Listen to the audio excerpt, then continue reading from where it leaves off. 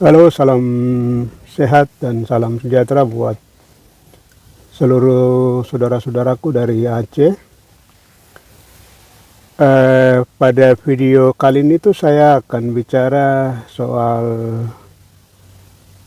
tidak adanya perjanjian Helsinki. Jadi menurut pemahaman saya itu dalam resolusi konflik yang saya mengerti, itu kita bisa lihat apakah sebuah perjanjian itu ada atau tidak. Itu sebenarnya dilihat dalam perspektif dua hal. Kalau kita misalnya mau lihat itu perjanjian di Aceh, yang pertama itu apakah isi-isi dalam perjanjian itu kemudian dirumuskan dalam kepastian hukum misalnya. Jadi apakah perjanjian antara Aceh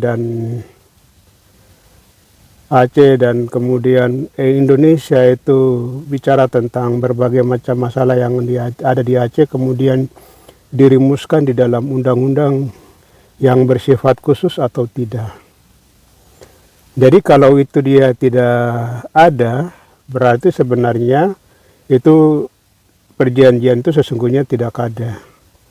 Karena semangat perjanjian itu sebenarnya adalah bagaimana merumuskan masalah sebanyak-banyaknya, memikirkan solusi, dan kemudian merumuskan dalam sebuah undang-undang atau kebijakan. Itu yang pertama. Yang kedua itu, dalam perjanjian, itu hal yang paling penting itu adalah aplikasi daripada perjanjian-perjanjian itu. Nah, apakah di Aceh itu kemudian isi perjanjian itu dilaksanakan atau tidak? Jadi kalau ternyata misalnya di Aceh itu masalahnya sama atau mungkin lebih buruk lagi setelah perjanjian, maka perjanjian itu sendiri itu dianggap tidak pernah ada. Jadi gugurnya sebuah perjanjian itu apabila tidak dirumuskan atau tidak disepakati atau tidak dibuat dalam kepastian hukum yang bersifat positif untuk dilaksanakan dan kemudian itu menjadi kebijakan. Dan yang kedua itu hasil implementasi apakah melaksanakan perjanjian itu atau tidak, atau misalnya masalah-masalah yang sebelumnya itu apakah kemudian itu semakin menurun dan kemudian hilang atau tidak. Jadi kalau tidak, itu berarti tidak pernah ada perjanjian sama sekali.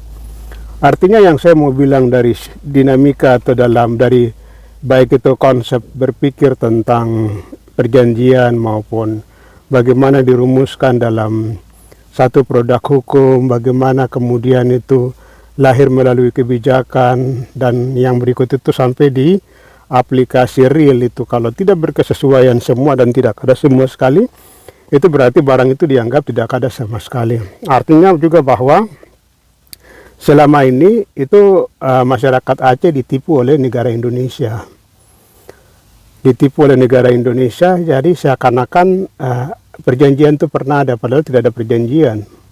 Kalau kita mau membedah dia dalam pemahaman resolusi konflik itu di soal ada tidak misalnya di soal kesesuaian. Dari perjanjian itu sendiri itu bukan di soal, oh iya, si A dan si B tanda tangan terus selesai, tidak. Substansinya itu yang kemudian penting untuk menjadi ukuran. Bukan soal di syarat formal misalnya tanda tangan selesai. Jadi kesepakatan seperti begitu itu mestinya harus didalami, sehingga menurut saya selama ini itu Jakarta atau Indonesia itu mereka berusaha tipu masyarakat di Aceh. Nah, penipuan seperti begini ini harus dibongkar.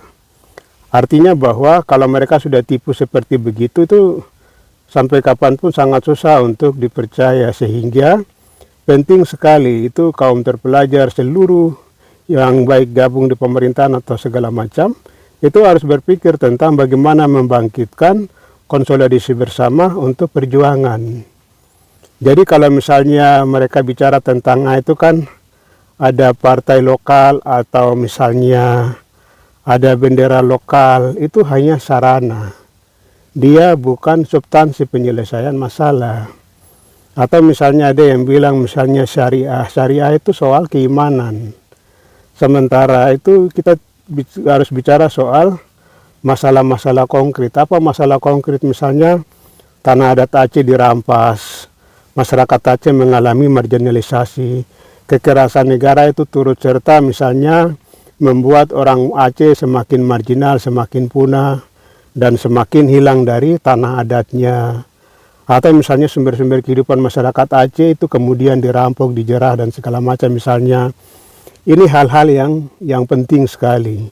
Cara kita mengukurnya itu di situ. Jadi ketika itu bergeser segala macam, kemudian jangan sampai kita ditipu dengan seakan-akan hal-hal yang cuman sarana atau misalnya hal-hal yang hanya menyelenggarakan pemerintah pusat di Aceh itu seakan-akan itu dianggap itu bagian dari penyelesaian masalah. Itu bukan penyelesaian masalah, itu hanya sebagai sarana. Tapi kalau sarana itu misalnya tidak terlaksana seefisien mungkin hanya karena misalnya adanya intervensi yang bersifat vertikal, misalnya aparat yang berlebihan di Aceh, atau misalnya sistem yang dikuasai oleh Indonesia atau kolonial Indonesia misalnya, atau misalnya kebijakan-kebijakan vertikal, kebijakan pusat yang terlalu memonopoli semua sumber-sumber kehidupan misalnya, itu berarti itu ancaman serius terhadap bangsa Aceh.